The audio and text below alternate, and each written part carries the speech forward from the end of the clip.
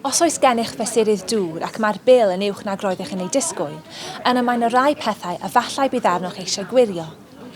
Yn gyntaf, a yw'ch defnydd o ddŵr wedi newid ers eich bil diwethaf? A yw'n bosib eich bod yn awr yn defnyddio mwy o ddŵr am ryw reswm? Fe ellid egluro hyn os ydych wedi gosod teclynau newydd fel peiriant golchi llestri neu gawod pŵer. Neu efallai rydych wedi defnyddio llawer mwy o ddŵr y tu allan fel gyda ffibell ddŵr, teinellwr gardd neu olchwr pwysedd uchel.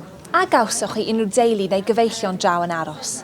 Neu a ydych chi wedi croesawu baban neu anifail anwes newydd i'r tŷ?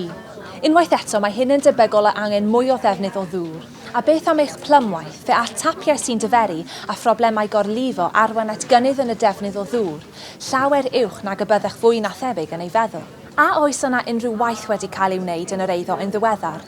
Mae unrhyw waith addurno neu adnewyddu yn debygol o arwain at ddefnyddio mwy o ddŵr.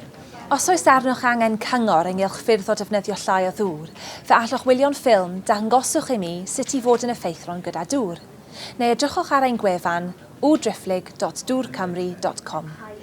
Os nad yw'ch defnydd o ddŵr wedi newid, yna mae'n werth gwirio a yw'ch cynllun talu yn rhy isel.